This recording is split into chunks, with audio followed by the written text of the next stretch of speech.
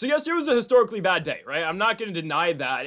Everything sucks yesterday, okay? Other than the Indiana Hoosiers winning the Big Ten. But I know this is a basketball video, so I won't get too far into that. But I mean, that's an all-time sports moment in my lifetime. Regardless, though, yeah, college basketball was pretty bad yesterday. No, it was really bad.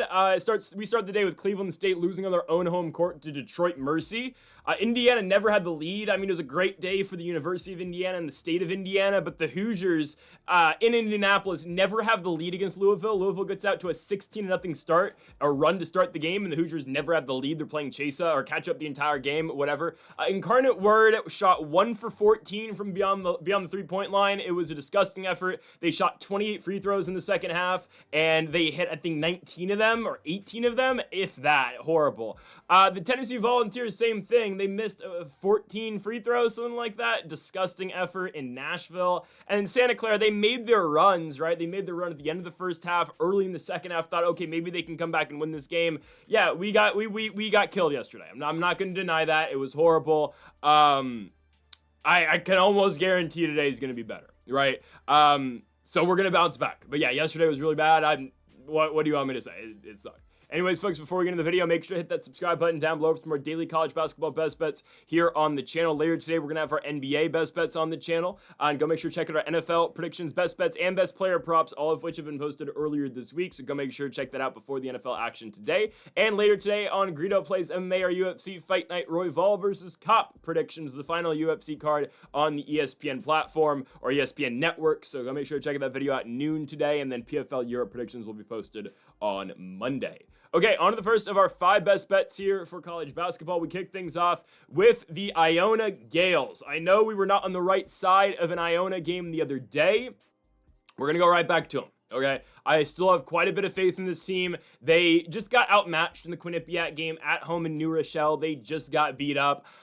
I don't think Sacred Heart's as good as Quinnipiac. No, I know Sacred Heart's not as good as Quinnipiac, and I believe Iona is still better than Sacred Heart as well. And yes, they have to go on the road to Connecticut to play this game in Fairfield, Connecticut. Not too concerned. So again, for Iona, this is a 6-3 team this season. We've talked about them at length before, but obviously the Quinnipiac game, it was just they started off so horribly. They stayed in it in the first half. In the second half, Quinnipiac, one couldn't miss a shot, and Iona just couldn't keep up, right? I'm willing to say, though, that's a lot on the Quinnipiac offense and their ability to get to the hoop, and they shot 50% in that game. Again, you would have liked a better scoring effort out of the Gales, as it was just Lamin Sabli who scored 27 points and 14 boards. He was really the only contributor on that Iona team, but I really will say that's a lot of how well Quinnipiac played, and, Kosiak Medu not showing up, going 2 for 12 from the field, CJ Anthony going 4 for 14. There's just a lot of missed opportunity and things I'm not going to, look past, obviously, but things that I think that they can be better on in this second,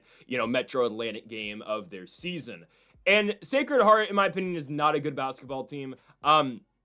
They are coming off a huge win to kick off Metro Atlantic play against Mount St. Mary's. Mount St. Mary's is probably the worst team in the the Metro Atlantic this year, other than potentially, I can't say, is Ryder worse? Potentially, I don't know. Mount St. Mary's, though, I will say, is bottom of the barrel, right? This is a very bad team in the conference, and the Metro Atlantic is an odd conference to begin with, I understand. I still expect Iona to be in the upper half of this thing, and I still think they're going to be a top 4 seed going into the Metro Atlantic tournament at the end of the season, obviously. But Sacred Heart is coming off a huge victory over Mount St. Mary's, winning that game 87 to 80 on the road at the Mount in Maryland. Good win, right? Gittins goes out there and scores 23 points. He's been their primary scorer for most of the season. Deshaun Gittins played 36 minutes, scored 23 points, got to the free throw line at will, shot 11 of those, and went 10 for 11 again at the line. This is a former Florida International player, played 3 seasons over there in Miami for the Panthers, now on over, obviously, to play for his hometown squad in the Sacred Heart Pioneers. I believe, from Connecticut, from actually exactly Hartfield, Connecticut, is Gittins playing here for his senior season, and he is their best player. Other than Gittins, though, not too impressed by the rest of the squad. Just watching their games, there's not really, I know Anquan Hill, I believe, averages 15 points per game. He does. He had a game earlier this season where he scored 34 points, and then since then he's scored 8 and 5. It's a guy, again, who can explode for big nights, and I will get to the Sacred Heart Central Connecticut game in a second. That's probably their biggest game of the season so far in terms of, scoring output by far. But Anquan Hill is not a consistent guy who's going to continue to put up big numbers. They also have Niall Ralph Byer, who averages 10. He's another one of their guards. The best player on this team, though, by far is Deshaun Gittins. He's going to get most of the shots. He's going to attack the basket. They're not, he's not afraid to shoot the three-point ball either. Again, very active scorer for this team, and probably the best scorer for the Sacred Heart squad. I just believe Iona is better. Sacred Heart's 3-5 this season. They got a victory over the Merchant Marine Academy. Okay, Holy Cross at home. The Crusaders aren't very good. And then the Mount. Their losses this year at Duquesne, at Nova, at Queens University, and got blown out at Queens. At Central Connecticut, where they played a crazy one again. Anquan Hill drops at 34 points in that game, that overtime loss. But Central Connecticut actually outscores Sacred Heart 108-106 in that game. And then Sacred Heart goes to Penn State. They get blown out. And then, of course, they win their opener in Metro Atlantic play against the Mount. I don't think Iona loses back-to-back. I don't think they do. Watching this team multiple times this season, again, you know how much I watch the Gales, and we've picked the Gales quite a bit.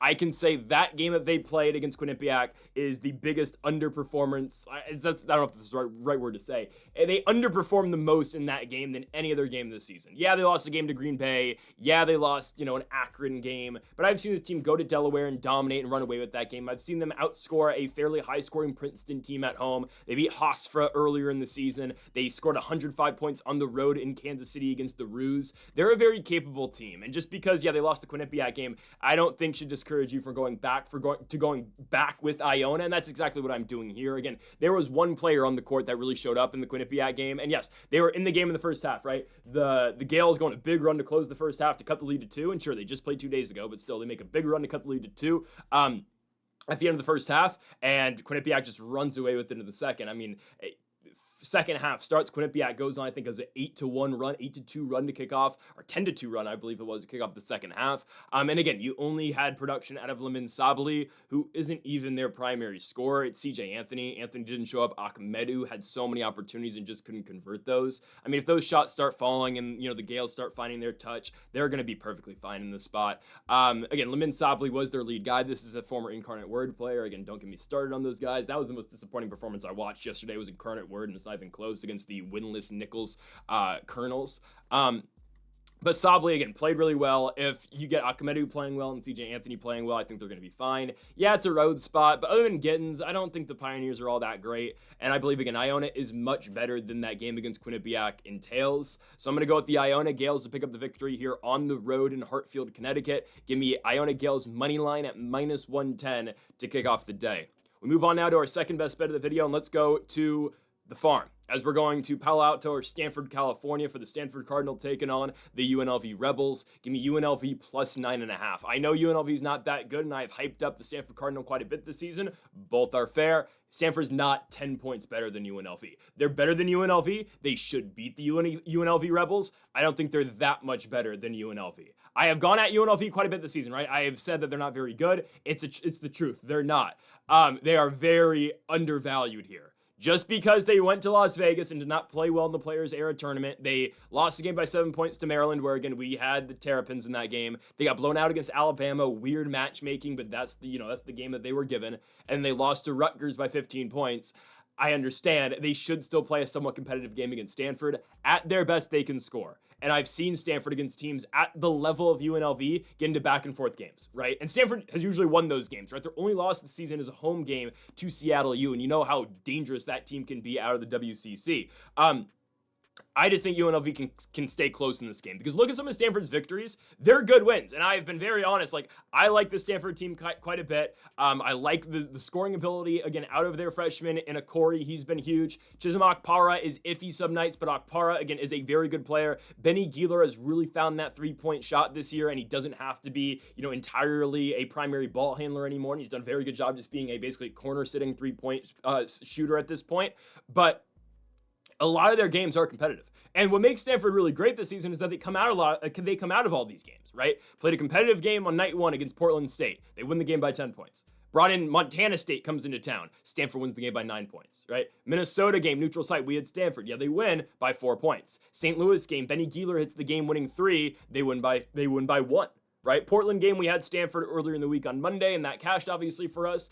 Didn't have the scoring night, at least that we thought we were going to have out of some players, and Abuka Akori is one of those. He only had 10 points, and if that continues to happen, again, I'm not telling you Akori's going to have a bad night tonight, but if he's only scoring 10, it does make it very difficult for Stanford to put up a bunch of points, and that's why, again, they struggled to really start covering that line until halfway through the second half. I mean, that one did go, kind of to the wire. Our spread, I know, against Stanford ends up winning the game by 22, and the line, I think, was 17 and a half, 18 and a half. Stanford, scored in their last 4 possessions to cover the line. It was, again, that was one that was going right down to the wire, and we're watching, with 2 minutes left, a Portland-Stanford game with nobody in attendance, but we still have to cover our spread, obviously. I think UNLV can keep this game close. I know they've been super unimpressive this season. I understand it's a UNLV team that has brought in a completely new lineup, obviously, right?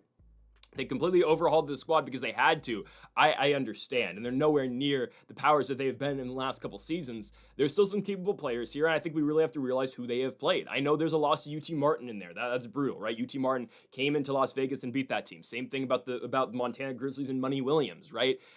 Those losses suck, but I mean, the losses to Maryland, Bama, Rutgers, I mean, those are supposed to happen. And the game I do want to pinpoint here and kind of look at and compare it to the Stanford game is when they went to Memphis and beat the Memphis Tigers. They won the game by 14 points. You thought this team was down in the dirt, right? They start the year 1-2. They beat UT Martin. They lose to UT Martin. They beat the reigning NIT champs in Chattanooga, and they go play Montana in a very competitive game, but the Grizzlies go out there and put up 102 points on UNLV. And then they come right back. They go cross country to Memphis. You're thinking, okay, smash spot for the Tigers. The Rebels are screwed. And no, Memphis goes out there and UNLV goes out to Memphis and beats them by 14 points. I'm not saying they're going to beat Stanford outright, but I do think, again, when there's literally no expectation for UNLV at this point, right? Obviously, there is no hope for an at-large bid anymore. I mean, they know what they have to do at this point, which I don't think they're going to do, is obviously win the Mountain West, right? But there's no expectation. You're playing freer now, right? You've got Mountain West play starting in a couple weeks, right? You've got Stanford here, and then you got a game next week against Tennessee State, and then you got a game the following Saturday. I mean, you got 3 games in 3 weeks when you eventually have to play Fresno State. Hell, you have 4 games in 4 weeks for the rest of the season, right? This team has been off for 2 weeks now. I mean, they last played on Thanksgiving, and they haven't played since. So, a week and a half. But regardless, right, they've been off for quite a bit at this point now. They're going to be completely fresh going into the Stanford game. Not to say Stanford's not, right? They haven't played since Monday, and a lot of their starters did not play deep in the second half. Obviously we still had interest in that game late, but the Stanford Cardinal did not, obviously, because they already had the game in the bag, and they don't care about covering the 17.5 points. Well, at least some schools do, but Stanford obviously had no intentions of doing so. I'll never forget the Miami Hurricanes this year, making sure they covered against the Stanford Cardinal at home in football. Regardless, though, I do think the way UNLV plays, and if they can get going, they score a lot. Yeah, they didn't score much against Maryland. They were ice cold in the Maryland game. Same thing with Bama, Rutgers. I don't think Stanford's defense is that great. I think Stanford's good. I think Stanford's going to win. I just think UNLV can score a lot of points and keep it close. Because if we get the UNLV that went to Memphis, we're going to be fine. We're going to be absolutely fine. And let's not forget, too, UNLV was heading in the right path going into the Players Era Championship, but we thought right away, this is tough for them. Yes, it's in Vegas. Yes, their home city. They don't have to travel at all, but, I mean, the teams they have to play in this thing are going to be brutal. And, Maryland was essentially a pick'em game, and Maryland went out there and, ran away with it in the second half. And then obviously Bama and Rutgers, the Rutgers and Bama games just fell apart. But let's not forget, they went to Memphis and they hosted St. Joseph's, and they beat both of those teams and beat them both exactly by 14 points. So UNLV was trending in the right direction. They're going to need a big day out of Gibbs Lawhorn, right? Lawhorn's averaging 16 a game or 16 and a half a game. He can be very explosive at times. He's going to play primarily the entire game for their team, and as well as Isaac Williamson, the freshman who's been very huge at times this year. They're going to need big nights out of those guys. But I do want to emphasize again, UNLV was playing better basketball before they played those 3 very tough games in their Feast Week tournament. And I know, again, on the contrary, Stanford had a lot of success in their Feast Week tourney. I completely understand. I just think UNLV can keep this very close. I don't think they win, but plus 9.5 to me just feels like too many points. So give me the Rebels on the road to just play it a little close again against Stanford. I think the Cardinal are good, but I think UNLV can cover the line. From one Nevada basketball team to another, as we go and look at the Nevada Wolfpack. Yeah, minus 145 might not sound great. I do believe this is very close. Nothing's ever a lock. I don't like ever using the word lock because nothing in sports is a lock. Ever. Legitimately. Nevada, though, beating Washington State is a very good bet. And that's why, again, minus 145, we don't love playing that. That's usually, again, always my max of, odds I'm going to play. I say it all the time. Like, sometimes I'll touch minus 150. And if you want to go minus 2.5 here for Nevada, go ahead. I'd just rather play the minus 145 here so we don't have to worry about having to cover points on the road in Pullman. But ultimately, yes, Nevada should go to Pullman, Washington, and beat Washington State. Nevada is the much better basketball team. Yes, you're asking them to go on the road. They've been on the road once this season, and they lost at Santa Clara. That does get a little tricky. But it's just Wazoo's not that good, Wazoo, okay, I understand, and I'm going to talk about Chaminade right now. It's the Hawaiian D2 team. I think they're in Maui specifically, but regardless, they get an invite into the Maui Invitational every other year. Right, Chaminade gets in. So they're one of the 8 teams in the Maui Invitational, and I don't think they've won a game in the Maui Invitational since, the 70s or the 80s. Regardless, though, they always get a bid once every 2 years. So this year, Chaminade gets their game against Washington State. And it's a game Wazoo comes out of, but it's a game that they were in trouble in. And yes, again, you don't know anything about this team. They're a Division II program. You're going to their environment. It feels like a trap, sure. Wazoo gave up 52 points in the first half to Chaminade. And yeah, they outscored them in the second half, and Wazoo eventually wins the game. They put up 49 points on the Silver Swords, and they win the game 90-85.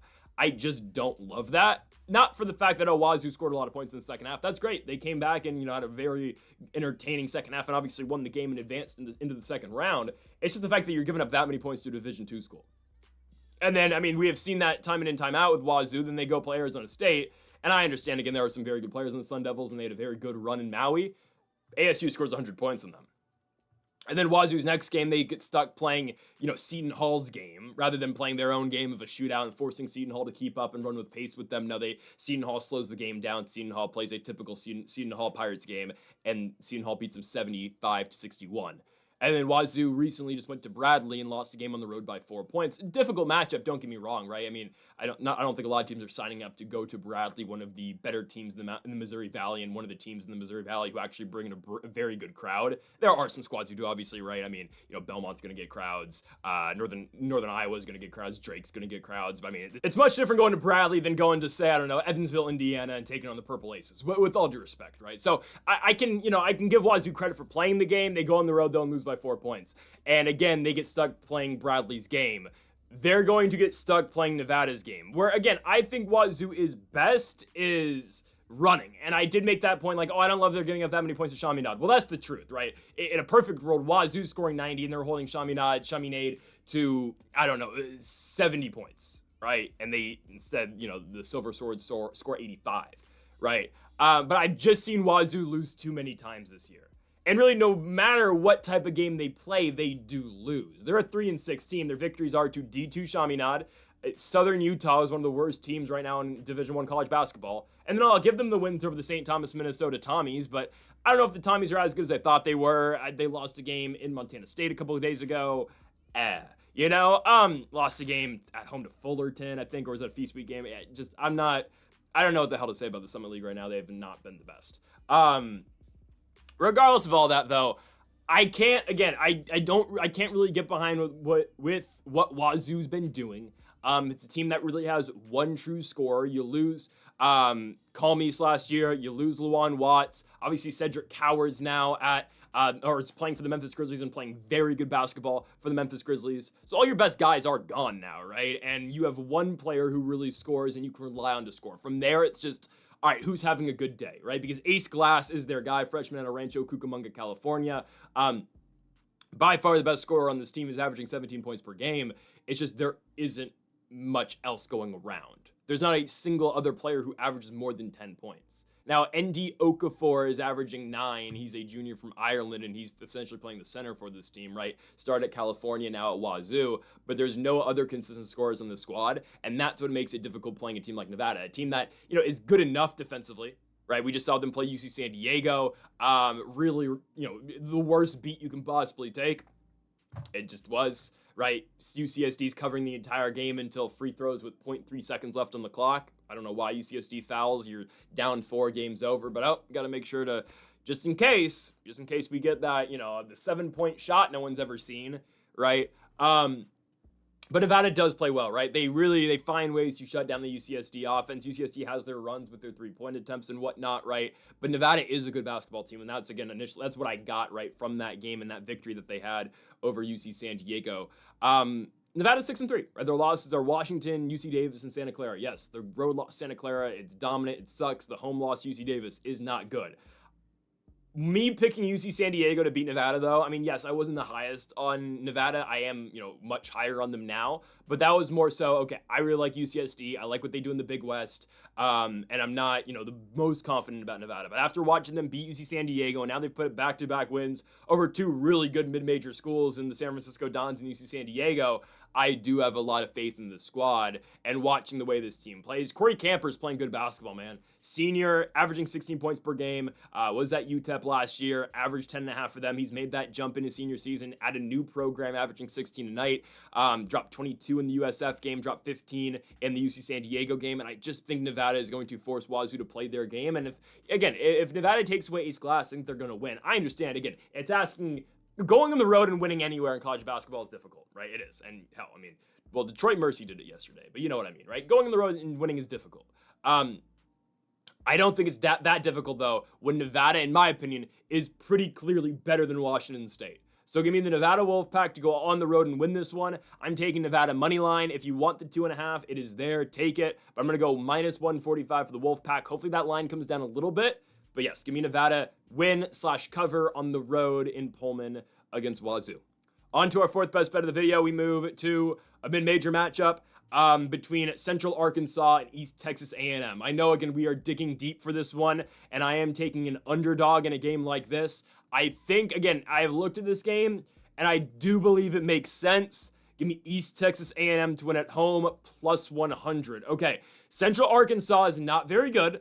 Let's put that out there. This is not that good of a team. And I will get into a little bit of, the past of Central Arkansas and a little bit and what they lost coming into this season.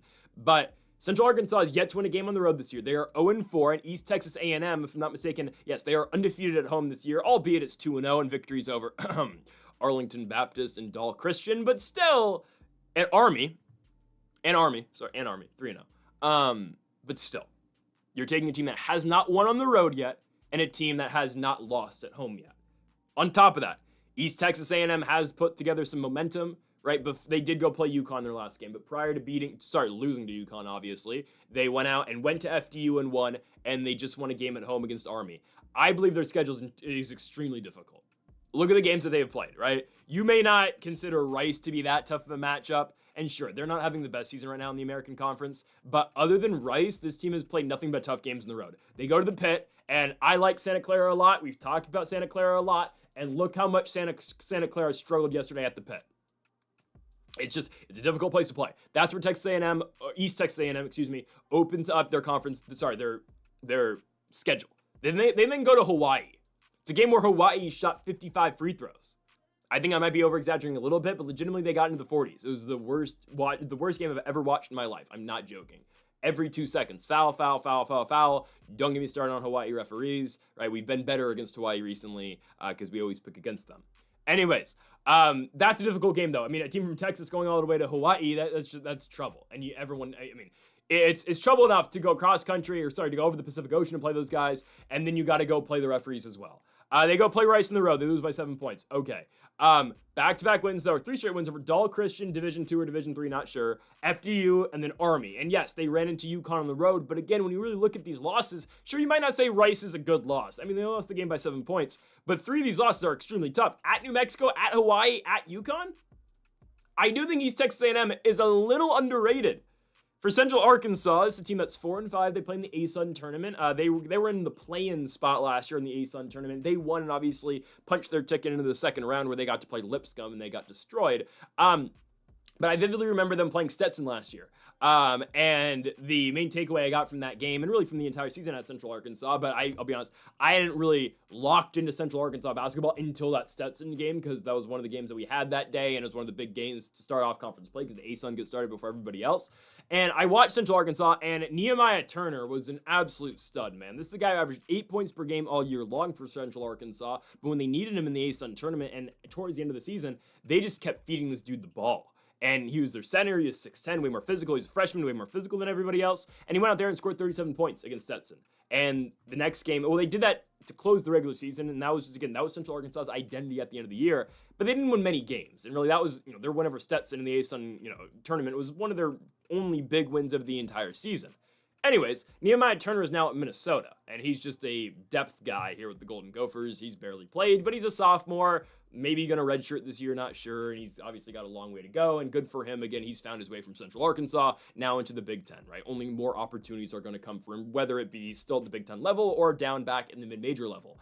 Anyways, though, I'm probably a higher mid-major in all fairness than Central Arkansas if he's to return down here. But anyways, Central Arkansas is 4-5. Their victories are Little Rock at home, East Illinois at home, EWU at home, okay, and then Champion Christian at home. Losses at UNC, obviously L at Arkansas, L, overtime loss at home against Samford. At UNT, they get blown out to North Texas. At East Tennessee State, they lose by 23 points to the Buccaneers of East Tennessee State. So I do believe, again, they are just a bad road team, and I don't think they're that far off from East Texas A&M. I think, again, this is a very close game, but I think what puts East Texas A&M over the top, in my opinion, is just the games at home. And the splits in terms of, okay, we've seen Central Arkansas play on the road this year. They have not won, and we've seen East Texas A&M play at home 3 times this season, and they have not lost yet.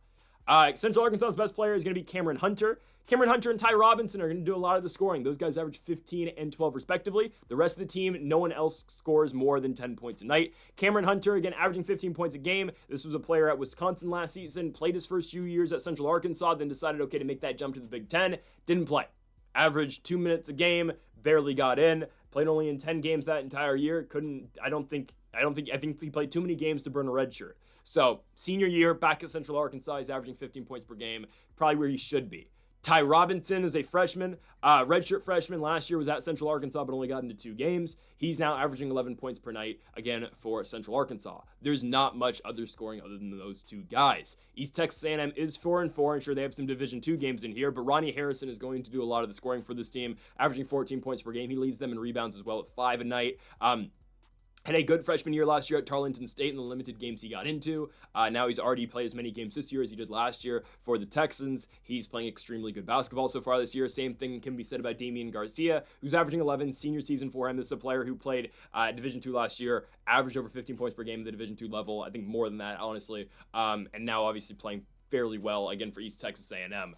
I just think, again, the environment really matters for this game with teams that are close. And again, we've already seen the splits for these 2 teams. One team hasn't lost at home. One team's yet to win on the road. You're going to need to see, again, Central Arkansas overcome this year, and I just don't think they're going to be able to. So I'm going to go with East Texas A&M to win the game at home. They are underdogs here, so it's a great spot to get plus money. Give me the Lions at plus 100 at home to be a Central Arkansas team who is bottom of the barrel in their own conference. And I understand, again, East Texas A&M is no, hot shot team at all, right, in their own conference as well in the Southland, but I do believe they're able to pick up the victory. Give me East Texas A&M at home, plus 100. On to our final game of the night, and it's at 4 o'clock. We don't have a late night spot tonight because there is no late night basketball other than Gonzaga, North Florida. I'll stay away from that, and instead we'll look at this one. Cornell goes on the road to take on the Samford Bulldogs. I think it's an easy spot for Cornell. I believe so. I know they're a 2-4 road team this season, but they are a way better scoring team than Samford, and basically it's a clash of styles. Well, I wouldn't even call Samford a defensive-oriented team, but essentially, Cornell puts up about 90 points every single game. Will that translate to the road? I would hope. It has so far this year, right? For the most part, right? They go to Bucknell in their last 2 road games ago, and they score 101 points. And they go to George Mason and go to DC, play an A-10 school, and score 81 points in the road. They go to Townsend.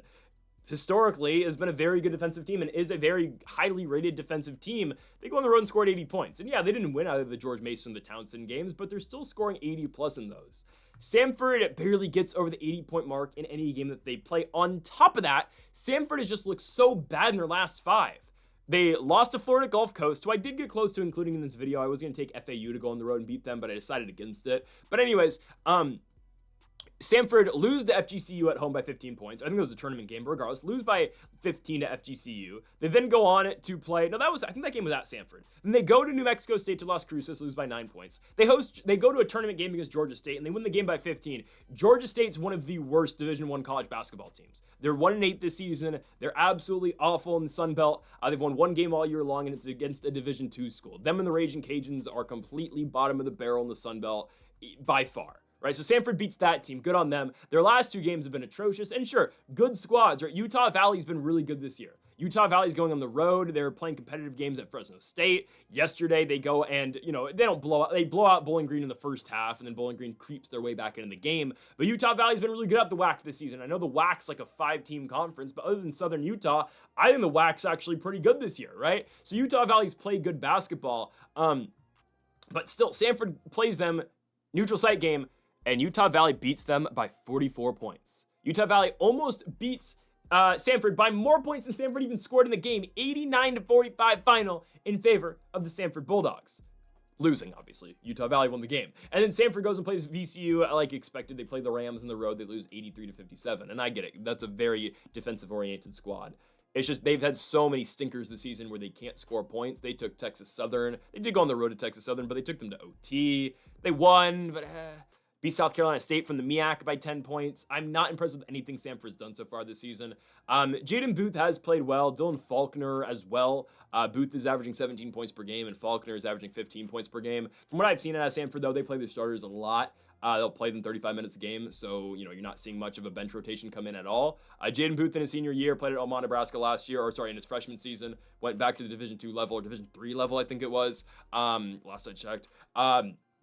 Jaden Booth's playing well, averaging 17 points per game this year. He's their starting point guard. Dylan Faulkner, their power forward. Slash will play the 5 sometimes, averaging 15 points per game. Was at Lipscomb last year, was on a loaded Lipscomb team, only played 13 games due to injury, if I'm not mistaken, and then came to Samford this year, and he's played well in a very, very big starting role for the squad.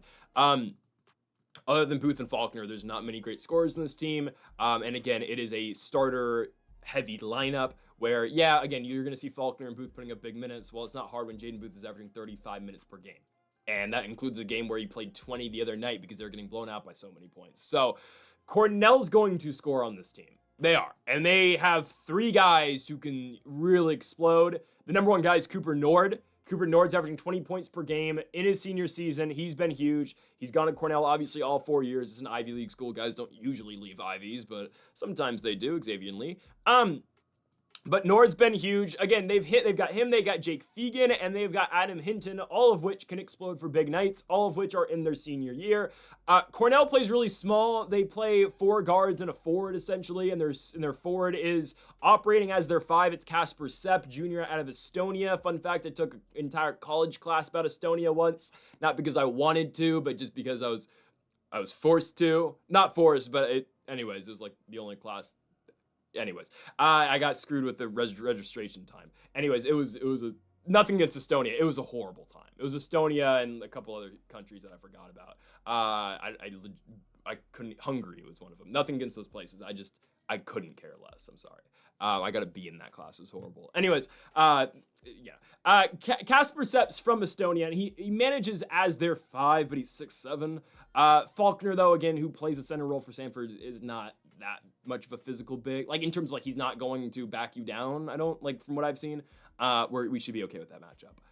But again, it's Fegan, Nord, Hinton, all seniors, all guards. They can explode for big nights on any given day. Fegan averaging 15, Hinton averaging 14, and Cooper Nord averaging 20 points per game. And ultimately, that's what it comes down to. It's this Cornell scoring. They've been on the road for a while. I get it, but I mean, they went to Bucknell and beat that team by 29 points. Is Samford better than Bucknell? Likely. A Bucknell team that's obviously without Noah Williamson. He's at Alabama now. I get it. Cornell can score a lot of points. And legitimately, almost every game they put up at least 80. I don't think, stylistically, Samford can keep up with that. Samford can keep up with that. And I don't think the Bulldogs defense is that good where, okay, they're going to completely limit the scoring out of the Big Red here. So I'm going to take Cornell to win this game here on the road. Give me the Big Red minus 115 to close the night. Folks, thank y'all for watching our college basketball best bets here on December 7th. If you haven't yet, though, make sure to hit that subscribe button down below for more. Make sure to leave a like if you did enjoy the video. Make sure to comment if you do disagree with any of the picks. We'll be back tomorrow for more daily college basketball best bets. Folks, thank y'all for watching, and Mamba forever.